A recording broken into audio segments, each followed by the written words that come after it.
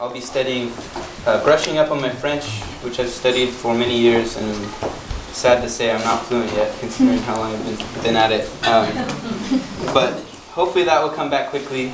And then I'll also be studying Wolof, which is one of the 5 major tribal languages that are there. Wolof is the virtually universally spoken in the region where Dakar is, but in other parts of the country it's different concentrations. The lower lip of Senegal, the Casamance region, is actually trying to become independent.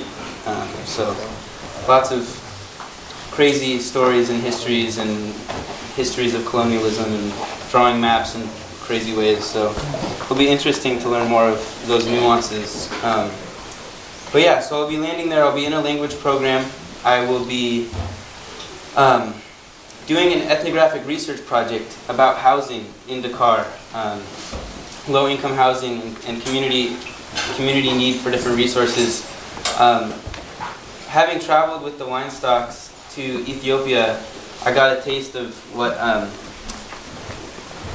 what foreign aid looks like in impoverished places, and it's a really messy situation. And a lot of times, I think best case scenarios are people with good intentions without a lot of information or understanding, and worst case scenario would be people who are just going there and interested in sustaining their own business or their own nonprofit. And there's a lot of money just being thrown around in really messy ways.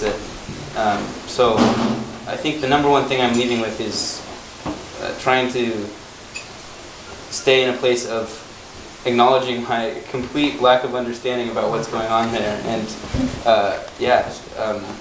go into it and ask a lot of questions and see where I can shake down and where I'm needed. And so that's why I've decided to leave for so long and to let that unfold, and start out just kind of learning the language and getting a lay of the land, and from that research project, researching the housing, I will eventually find an organization or work that I want to be engaged in, and we'll set that up for subsequent quarters. I'll be there for 3 academic quarters.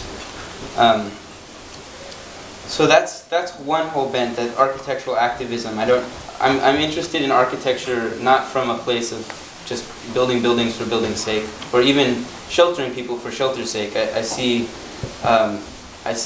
that the design and the building process is a really empowering way to bring people together, and teaching people facilitation skills and bring people together in that regard. So yeah, I think when I say sustainable design, a lot of people think like LEED certification or sustainable building materials, and that's really important to me. But I'm really interested in the social sustainability side of it, the relationships and strengthening those connections and helping create spaces for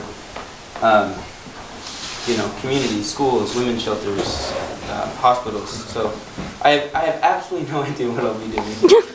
Absolutely no idea. And that's the beauty of being an evergreen student, is you can have absolutely no idea. And they will say, yes, go.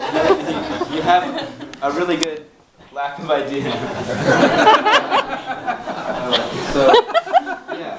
That's a cover. And so that's the main thread. And then a side thread that's going on is why I ultimately landed on Senegal out of all the Francophone countries is this incredible hub of music. I've been listening to a few songs, we'll be dancing to songs later, and I'll be studying the kora while I'm there, which is a gourded instrument made out of a calabash gourd with, I believe, 21 strings on each side, played like a harp.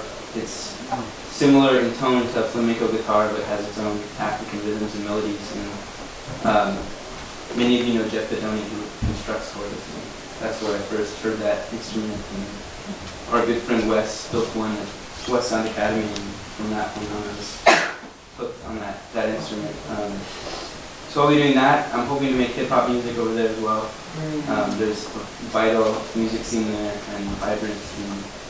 And, so who knows what avenues I'll walk down there. But those are all the ideas jumbling around in my head. And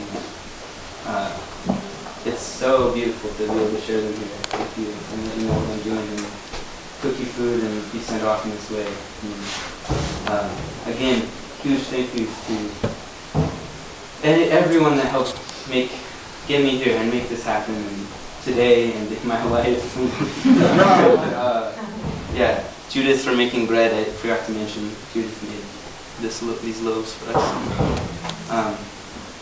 I guess keep eating and be merry. I'm happy to entertain questions if I've left out any glaring piece of information that people are curious about. And you're going to be doing a website or blog, right? Very good. Yeah, I have a blog that I'll be keeping, and I'll be updating it regularly. And it won't be, hopefully, it won't be a really self-absorbed kind of thing. It's for school, so I'm hoping that it'll be, more about the things that I observed than just my internal emotional landscape. But I can't help it. I'm sure that will be mixed into it. But yeah, the address. If you've written down information, I'll be sending you word, but it's fairly easy to remember. It's Corbin Travel Texture. So think architecture, but take the arca out and put in travel. CorbinTravelTexture.wordpress.com, and you can just click and sign up.